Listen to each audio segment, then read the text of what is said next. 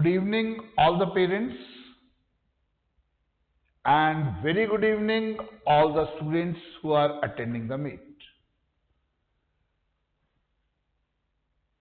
And I request all the parents and the students, please switch on the videos for the meaningful discussion. Please switch on the videos for the meaningful discussion. All right. As you know, आज का जो हमारा M है meeting का, that is to maximize output in JEE Main Session 2. For that, what the student has to do? Now, they have to stop revision from books and pass on to the practice mode. I repeat, उसके लिए बच्चों को करना क्या है?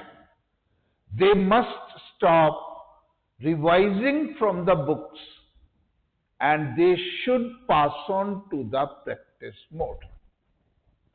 अब ये जो वर्ड है प्रैक्टिस मोड, हम बहुत ज्यादा यूज करते हैं, काफी बार एक्सप्लेन भी किया है. Today I repeat, practice mode what actually means.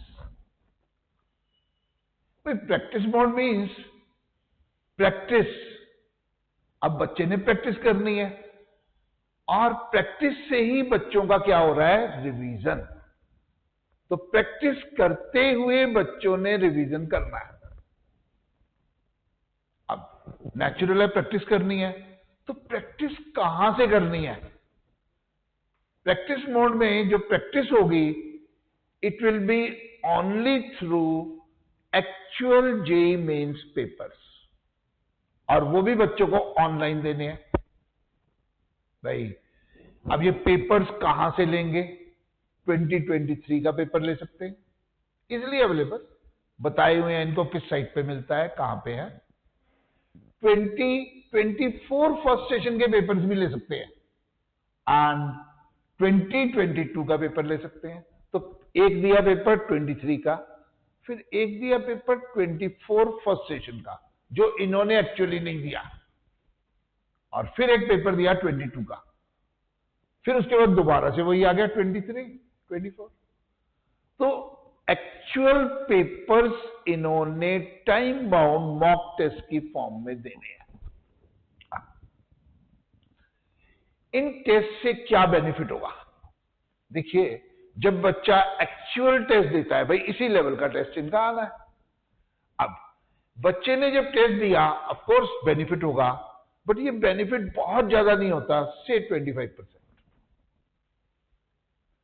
अब इन बच्चों को मैंने बताया हुआ है कि आपने फॉलोअप टेस्ट का कैसे करना है. Follow up should be nice follow up. अब तो बच्चों को वो स्टेप्स भी याद हैं जो बच्चों ने फॉलोअप में करने हैं. कौन कौन से स्टेप्स हैं? भाई जब वो पेपर देंगे, उसके बाद they will divide their question in 4 parts.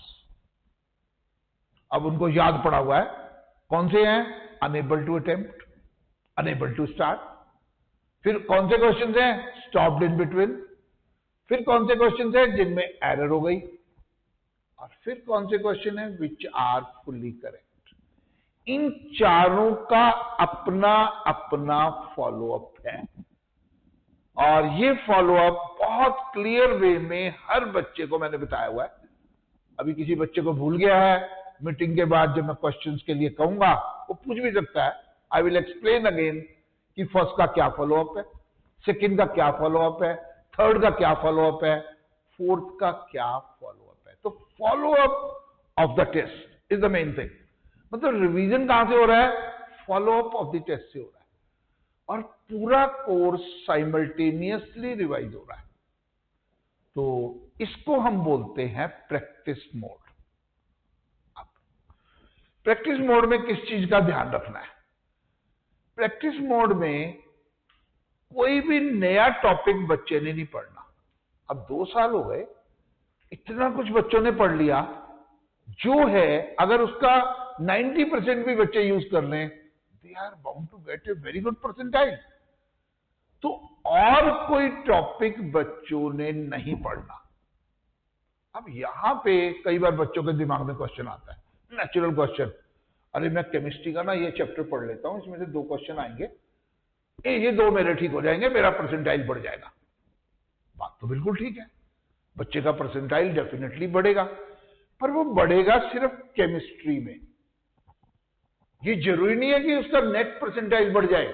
In fact जब कोई नई चीज बच्चा पढ़ेगा, मेमोरी से पुरानी चीजें इरेज भी होंगी। अब कई बच्चे कहेंगे मैं तो रोज बादाम खाता हूं, मेरी मेमोरी से कुछ इरेज नहीं होता। फिर भी अगर मेमोरी पे लोड बढ़ेगा, the child will become comparatively slow in maths and physics. अगर मैथ्स और फिजिक्स में स्लो हुआ पेपर में, उसका जो परसेंटाइल है मैथ्स और फिजिक्स का कम हो जाएगा और केमिस्ट्री का बढ़ जाएगा। तो जो नेट परसेंटाइल है बच्चे का, वो तो बच्चे का कम हो गया, और सिलेक्शन किस पे बेस्ड है? नेट परसेंटाइल के ऊपर। तो इसका मतलब है सबसे इंपॉर्टेंट जो चीज है, बच्चे को कोई भी नया टॉपिक अब नहीं पढ़ना। जो पढ़ लिया that is more than sufficient, उसी को रिवाइज करना है in order to maximise the output. एक चीज और दिमाग में आती है, हम ना कुछ टॉपिक का रिवीजन एनसीईआरटी बुक पढ़ के कर लेते हैं।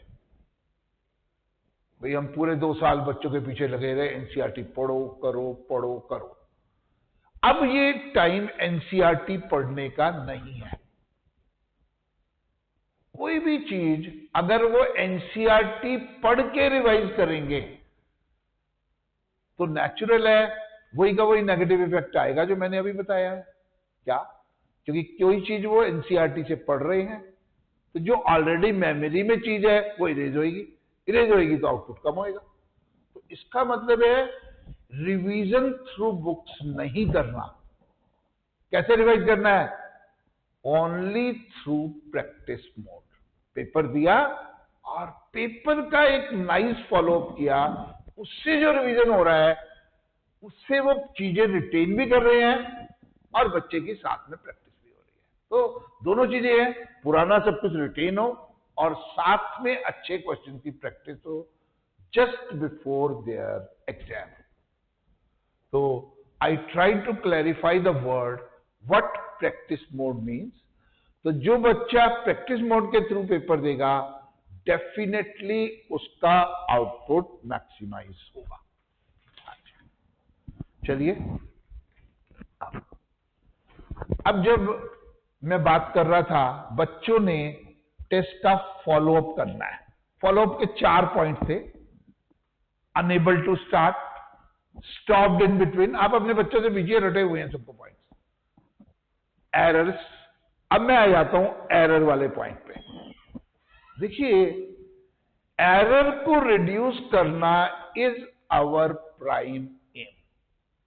अगर बच्चे की एरर नहीं हुई पेपर में, डेफिनेटली ही और she is bound to do well. Error में किस किस टाइप की एरर होती है? एक तो होती है कॉपी डाउन एरर, एक होती है न्यूमेरिकल एरर्स, एक होती है लॉजिकल एरर्स। ब्रॉडली मैं 3 पार्ट्स में एरर को डिवाइड कर देता हूं। अब कॉपी डाउन एरर, अब कॉपी डाउन एरर क्यों होती है? देखिए, स्क्रीन पे बच्चे ने पढ़ना है और रफ में नीचे सॉल्व करना है, तो यहां से सारी चीजें यहां पे करेक्टली जानी चाहिए। मतलब eye and hand coordination, it needs good concentration. तो जब भी बच्चे ने कॉपी डाउन करना है तो पूरी कंसंट्रेशन से करना है। काफी बच्चे ऐसे होते हैं जिनकी कॉपी डाउन एरर ही हो जाती है। अगर एक भी कॉपी डाउन एरर हुई पेपर में, देख लीजिए आप, मिलने से +4 मिला -1, 5 मार्क्स का डिफरेंस हो गया। 5 मार्क्स का डिफरेंस का मतलब समझते हैं, एक पूरा जैसे पूरा कॉलेज की सारे डिसिप्लिन खत्म हो जाएंगे विद इन 5 मार्क्स। इस सिंगल एरर कैन चेंज बच्चे के करियर अपॉर्चुनिटीज को कंप्लीटली चेंज करता है। तो कॉपी डाउन एरर पे सबसे ज्यादा ध्यान देना है। अननेसेसरी एरर बिल्कुल भी कॉपी करते हुए गलत नहीं हो सकता। सेकंड होती है न्यूमेरिकल एरर्स। अब न्यूमेरिकल एरर्स बहुत कॉमन है, क्रॉस मल्टीप्लाई गलत हो जाता है, स्क्वेयरिंग गलत हो जाती है, या ब्रैकेट खोलते हुए साइन चेंज नहीं होता। अब बच्चों को ऑलरेडी पता है किस टाइप की एरर्स, न्यूमेरिकल एरर्स वो करते हैं। इनफैक्ट वो जहां पढ़ते हैं वहां लिख के भी लगाते हैं, these are the numerical errors. तो जब बच्चों को पिन पॉइंट हो गई दीज आर द एरर्स, तो कुल मिला के ये करना है, जब भी क्रॉस मल्टीप्लिकेशन का स्टेप आएगा, जब भी ब्रैकेट खोलने का स्टेप आएगा, बच्चे को स्लो डाउन होके विद मोर कंसंट्रेशन काम करना है, सो दैट वो एरर ना हो। ये चीज मैंने बच्चों को बहुत बार अच्छे से बताई रहती है कि आपने स्लाइटली स्लो डाउन होना है, विद गुड कंसंट्रेशन काम करना है, ताकि एरर ना हो। इसके लिए एग्जांपल भी मैंने बड़ा फिक्स सा देता हूं। जैसे I am a old person, अब मैं आता हूं तो स्ट्रेट रोड पे मेरी स्पीड तेज होती है, जब टर्निंग आती है मेरी स्पीड कम हो जाती है, because traffic is coming from different directions. तो क्या है, that is my error prone area. इसलिए मैं अपनी स्पीड को कम करता हूं, मोर कंसंट्रेशन से काम करता हूं, एंड ऑफ कोर्स इंस्टीट्यूट में टाइम पे पहुंच जाता हूं। ऐसे ही बच्चों को जो उनका एरर प्रोन एरिया है वहां पे स्लो डाउन होके ज्यादा कंसंट्रेशन से काम करना है, ताकि वो न्यूमेरिकल एरर हुई ना पेपर में। तो इस चीज का पूरा ध्यान रखना है पेपर में, न्यूमेरिकल एरर्स बिल्कुल नहीं। इसके बाद तीसरी एरर होती हैं लॉजिकल एरर्स। अब लॉजिकल एरर में होता क्या है, जब हम तेजी से क्वेश्चन को पढ़ते हैं तो कोई कंडीशन इंटरप्रिटेशन में दिक्कत आ जाती है। कंडीशन हम ठीक से इंटरप्रेट नहीं कर पाते, या लगा नहीं पाते, या स्किप हो जाती है। इसके लिए analysis of given and analysis of to be achieved बहुत अच्छे से करना होता है। इसमें टाइम लगता है, तो जो 20 सेकेंड लगते हैं बच्चे को लगाने पड़ेंगे टू स्टार्ट ए क्वेश्चन। अगर वो नहीं लगाएगा, there is a good chance logical error हो जाए। तो तीनों ही एरर्स बच्चे को रिड्यूस करनी है, कॉपी डाउन एरर भी, न्यूमेरिकल एरर्स भी, एंड लॉजिकल एरर्स भी। इनको मैं अच्छे से बच्चों को बता चुका हूं कि कैसे रिड्यूस करते हैं, but they have to apply this thing during the exam. चलिए, ये तो हुआ प्रैक्टिस मोड में बच्चे ने कैसे तैयारी करनी है। अब हम आ जाते हैं असली चीज पे। भाई आउटपुट मैक्सिमाइज करना है, मैक्सिमाइज के लिए प्रैक्टिस मोड में होना है। इसके साथ साथ और भी चीजें मैटर करती है। और क्या चीजें मैटर करेंगी, देखिए, अब बच्चे ने आउटपुट मैक्सिमाइज करना है। मैक्सिमाइज का मतलब है तीनों सब्जेक्ट का नेट परसेंटाइल मैक्सिमाइज होना चाहिए। तीनों सब्जेक्ट का नेट परसेंटाइल मींस मैथ्स का परसेंटाइल भी मैक्सिमाइज होना चाहिए, फिजिक्स का भी होना चाहिए, केमिस्ट्री का भी होना चाहिए। आप तीनों सब्जेक्ट के परसेंटाइल मैक्सिमाइज करने हैं। तीनों सब्जेक्ट के लेवल अलग अलग होते हैं पेपर में। Usually maths is a difficult subject in JEE mains. अब मैथ्स अगर डिफिकल्ट सब्जेक्ट है और आप परसेंटाइल अच्छा चाहते हैं, तो आपकी जो अटेम्प्टेशन है that should be limited. Limited का मतलब कैटेगराइज कर ले बच्चे। मैंने बताया हुआ है, या तो 8 क्वेश्चन ट्राई करने हैं फर्स्ट अटेम्प्ट में, या 12 करने हैं, या 16 करने हैं, या 20 करने हैं आउट ऑफ 25। ये डिपेंड करेगा बच्चे का मैथ्स का एप्टीट्यूड कितना है, उसकी स्पीड कितनी है। उसके हिसाब से ही बच्चा अटेम्प्ट करेगा, अपने हिसाब से। मेरे को 8 करने हैं, मेरे को 12 करने हैं, मेरे को 16 करने हैं, मेरे को 20 करने हैं। अब कई पेरेंट्स कहेंगे आप तो 8 अटेम्प्ट करा रहे हो आउट ऑफ 25। 8 का मतलब होता है ही और she is bound to get percentile form में 90 और more percentile. Shift to shift vary करता है, ऑन एन एवरेज 90 परसेंटाइल से ऊपर आ गया उसका मैथ्स में, just by attempting 8 question correctly. तो बच्चे को लिमिटेड अटेम्प्ट करना पड़ेगा in the difficult subject. That's a very very important thing, unlike CBSE paper जहां बच्चा सारे क्वेश्चन अटेम्प्ट करता है। तो अगर बच्चे को आउटपुट मैक्सिमाइज करना है तो अटेम्पटेशन इन द डिफिकल्ट सब्जेक्ट कम होनी चाहिए, मतलब उतनी होनी चाहिए जितनी उसकी स्पीड के हिसाब से ठीक हो। अननेसेसरी ज्यादा करेगा तो नेगेटिव्स ज्यादा लगेंगे। चलिए, एक चीज और आ गई कि अटेम्पटेशन लिमिटेड करनी है। सेकेंड थिंग, सेकेंड एक चीज और भी मैटर करती है। भाई 3 सब्जेक्ट्स हैं, अब तीनों अलग अलग नेचर के सब्जेक्ट्स हैं, तो तीनों में जब टाइम लगता है वो भी अलग अलग लगता है पेपर में। आपको तो 3 आवर्स मिले, 3 आवर्स को कैसे यूटिलाइज करना है मैटर्स अ लॉट। तो यूजुअल जहां से आउटपुट मैक्सिमाइज होता है वो है near about 40 to 45 minutes chemistry में लगाने पड़ते हैं। अब there are some good student जिन्होंने कहा हम तो और तेज हैं, 30 ही मिनट में कर देंगे, उनका परसेंटाइल खराब हो गया। आपके नियर अबाउट 40 to 45 मिनट्स लगेंगे in order to attempt the chemistry part. ऐसे ही फिजिक्स के लिए 55 to 60 मिनट्स लगते हैं। अब जैसे फर्स्ट सेशन में फिजिक्स ज्यादा आसान आ गई थी, वहां बच्चों की 40-45 मिनट्स में भी हो रही थी। इन जनरल अगर हम सारी शिफ्ट्स और सारे सेशन में मिला लें तो नियर अबाउट 55 to 60 मिनट्स लगते हैं। वो लगाने ही पड़ते हैं in order to maximise the output. और मैथ्स में near about 70 to 75 minutes. In 70 to 75 minutes में मैंने आपको कहा है 8 क्वेश्चन बच्चा करे या 12 करे या 16 करे या 20 करे। इन्हीं 70 to 75 मिनट्स की बात कर रहा था मैं। ये नहीं है 8 करने हैं तो 40 मिनट में कर लिए, वो भी सारे गलत हो जाएंगे, वो भी सारे नेगेटिव लगेंगे। तो इस चीज का बच्चों को ध्यान रखना है, तीनों सब्जेक्ट में division of time should be very proper. And में टाइम बचा, एंड में जो टाइम बचेगा उसी सब्जेक्ट में लगाना है जिसके क्वेश्चन सबसे तेजी से निकल रहे हैं। एंड का टाइम किस में लगाना है? ओनली इन दैट सब्जेक्ट जहां पे क्वेश्चन तेजी से निकल रहे हैं। ऐसे सब्जेक्ट को बिल्कुल ट्राई नहीं करना जहां पे निकल ही नहीं रहे क्वेश्चन, बहुत देर देर में निकल रहे हैं। अगर ऐसे सब्जेक्ट में बच्चा ट्राई करेगा तो नेचुरल है अंडर प्रेशर एंड में उसके क्वेश्चन अटेम्प्ट नहीं होंगे। तो the child should be careful about this thing. जो सब्जेक्ट तेजी से हो रहा है उसी के क्वेश्चंस एंड में अटेम्प्ट करने हैं बच्चे को बचे हुए टाइम में।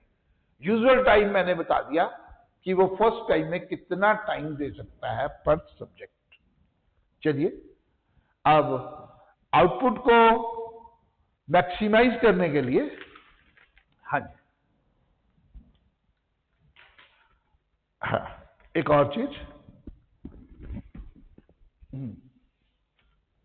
अब आ जाता हूं मैं नेक्स्ट चीज पे। Order of the subjects again matters in the JEE mains paper. पहले कौन सा करना है, उसके बाद कौन सा करना है, लास्ट में कौन सा करना है। भाई मैक्सिमाइज करना है आउटपुट, तो order is going to be very very important. यहां मेरा एक सजेशन है, one should start either with physics और केमिस्ट्री, जो बच्चे का बेस्ट पॉसिबल हो, सो दैट मोटिवेशन रहेगा, उसका सब्जेक्ट अच्छा है और पहला सब्जेक्ट अच्छा हुआ। पर करना चाहिए फिजिक्स और केमिस्ट्री में से एक। मैथ्स बिल्कुल नहीं करना है शुरू में, इवन इफ मैथ्स बच्चे का बेस्ट पॉसिबल है। अब आप कहेंगे ऐसा क्यों? Time pressure. शुरू में ही 1.5 घंटा लगा लिया उसने, टाइम प्रेशर जनरेट कर लिया। सारे पेपर में वो अंडर टाइम प्रेशर वर्क करेगा और एरर विल बी मोर, उसका आउटपुट मैक्सिमाइज नहीं होगा। तो one should not start with math, should start either with physics और विद केमिस्ट्री, जो बच्चे का बेस्ट पॉसिबल है। हाँ जी। उसके बाद सेकंड पे बच्चे को जाना चाहिए मैथ्स पे, एक्सेप्ट फॉर दोज स्टूडेंट्स जो फाइनली जेईई एडवांस की तैयारी अभी से कर रहे थे। 10 एक बच्चे थे बैच में, 5 से 10, जो अभी से एडवांस की तैयारी कर रहे थे सेशन 1 के बाद से ही। अब आप कहोगे ऐसे बच्चों को मैथ्स थर्ड पे भी कर सकते हैं। आप कहोगे ऐसा क्या फर्क पड़ गया? फर्क पड़ा, जो बच्चा एडवांस की तैयारी कर रहा है उसकी कैपेसिटी बन गई 6 आवर्स की, नहीं तो 5 आवर्स की तो डेफिनेटली बनी जाती है।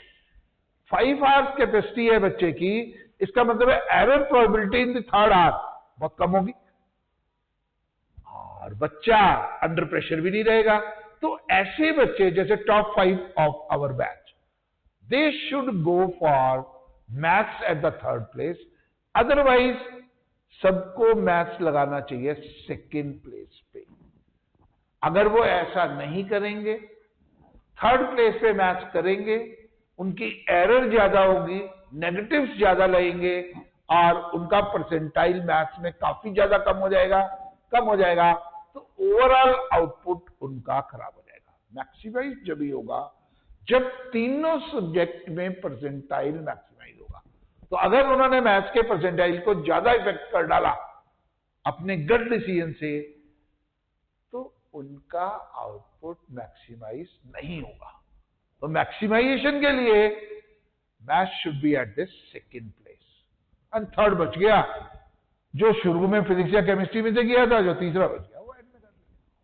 तो this is the probable order, इसी को फॉलो करेंगे तो बच्चों के आउटपुट मैक्सिमाइज होंगे। इन चीजों में बच्चों ने फर्स्ट सेशन में काफी गलतियां करी, तो अब बच्चों ने रियलाइज कर लिया है, अब कोई इसके बाद और चांस भी नहीं है।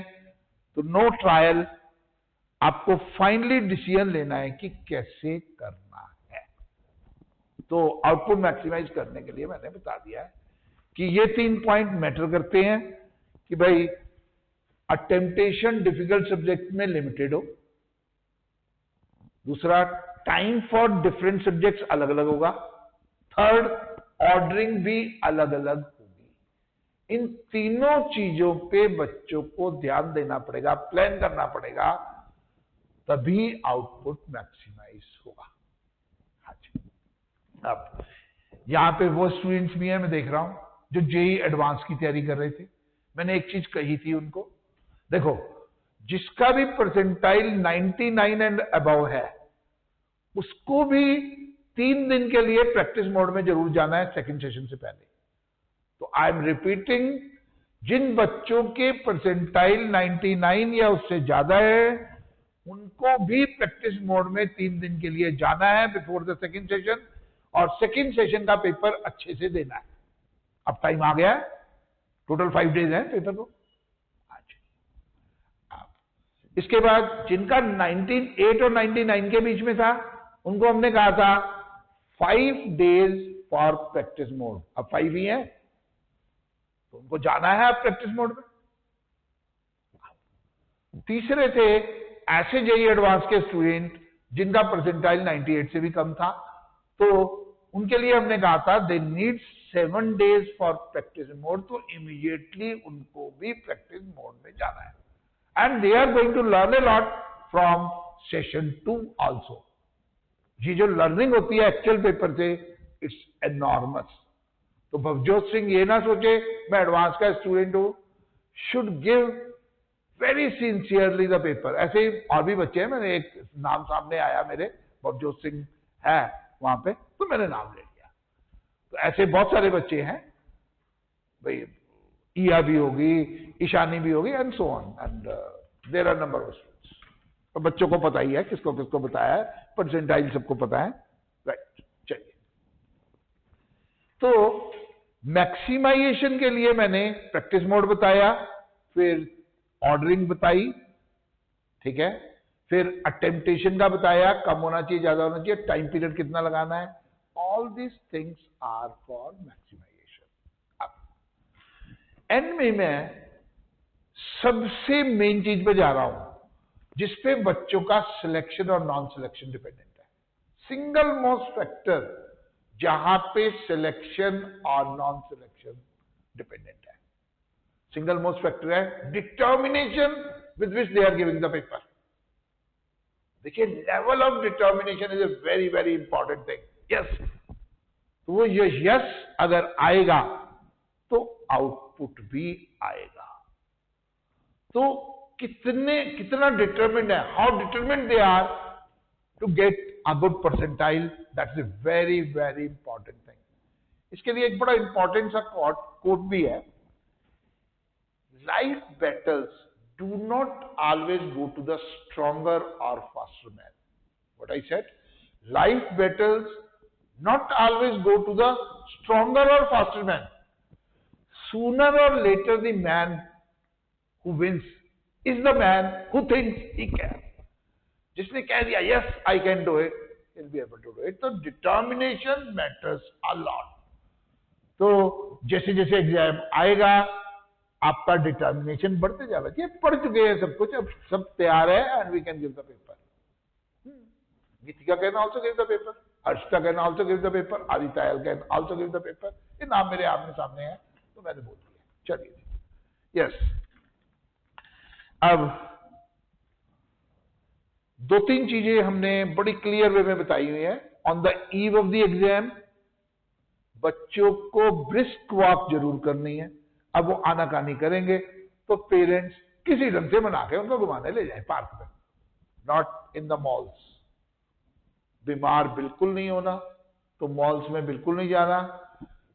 तो ब्रिस्क वॉक के लिए ग्राउंड में जाना जरूरी है on the eve of the exam. खाना भी हल्का सा हैवी होना चाहिए, जैसे खाते ही नींद आ जाए, जैसे राजमा चावल खा के नींद आती है, तो खाना भी हल्का सा हैवी ही खाना है नाइट टाइम में, ताकि नींद अच्छी आए। और सोते टाइम सिर्फ एक चीज सोनी है, सब कुछ कर लिया, अब हो गया पूरा, देखेंगे पेपर में क्या होगा। Yes, will see the paper. तो जब इस डिटर्मिनेशन के साथ आप सोने जा रहे हो, नींद बड़ी अच्छी आती है। यस, एंड स्लीप जितनी अच्छी होगी उतना ज्यादा पेपर अच्छा होगा। आप ऑन द डे जब पेपर है बच्चे का, तो वहां पे भी कुछ चीजों का ध्यान रखना है। एक तो वो कहते हैं ना, उनको वो करना है वार्म अप। वार्म अप बहुत जरूरी चीज है। अब वार्म अप का भी तरीका बताया हुआ है, क्वेश्चन के थ्रू होता है वार्म अप। फॉर्मूला रिवीजन से वार्म अप नहीं होता, वो स्लो डाउन होता है। तो वार्म अप अगर करना है तो the children will be solving some question which I already told them. उनके पास होने चाहिए, सोल्यूशन भी पास होने चाहिए। वो क्वेश्चन करेंगे, 2-3 मैथ्स के, 2-3 फिजिक्स के, 2-3 केमिस्ट्री के, but that's all, that is the warm up. अब एग्जाम, ड्यूरिंग द एग्जाम कई बार बच्चों को डिसीजन लेने पड़ते हैं। एक तो इंस्ट्रक्शंस को बड़े ध्यान से सुनना होता है जो वहां बता रहे हैं। दूसरी चीज, ड्यूरिंग द एग्जाम भी कई बार डिसीजन लेने होते हैं। हम सोच के गए हमारी फिजिक्स बहुत अच्छी है, पेपर में फिजिक्स ही सबसे डिफिकल्ट आ गई, तो आपको सब्जेक्ट चेंज करना है केमिस्ट्री में। अब ये चेंज होता है करीबन 15 से 20 मिनट के बाद। ये नहीं पहला क्वेश्चन देखा नहीं हुआ change the subject, no. 20 minutes लगाने के बाद ही बच्चे को चेंज करना चाहिए सब्जेक्ट। आप कहेंगे 20 चले गए, 2 hours 40 मिनट में स्टिल ही और she can maximise the output. तो फ्लेक्सिबिलिटी वहां पे ये नहीं है रिजिडिटी से जाना है, मैंने यही करना है, नहीं। We can change the decision at that time, but abrupt नहीं। 20 मिनट्स लगाए, कोई दिक्कत आ रही है, you can change the subject to maximise the output. तो फ्लेक्सिबिलिटी ड्यूरिंग द पेपर, कोई रटी हुई चीजें नहीं है जिसके हिसाब से जा रहे हैं बच्चे, विल मैक्सिमाइज द आउटपुट।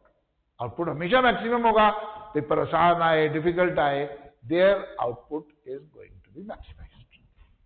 अच्छा, तो एंड में जो मेरे को सबसे अच्छा लगता है, आपने देखा होगा इंस्टीट्यूट में भी आए हैं, स्वामी विवेकानंदा का फोटो लगा हुआ है, इसलिए क्योंकि उनकी आइडियोलॉजी से मैं सबसे ज्यादा इफेक्टेड रहता हूं। इनफैक्ट अगर आप सुनेंगे ये वर्ड्स मैंने बहुत बार रिपीट किए हैं बच्चों के साथ, all power is with in you. All power is within you. You can do anything and everything. Do not feel you are weak. Stand up and face the challenge. सीधी सी बात है, काम करना है, आउटपुट विल डेफिनेटली कम। तो power आप लोगों के पास है। जब पावर है, use it. Yes, I can do it, I will be able to do it. Finally, all the best for your JEE session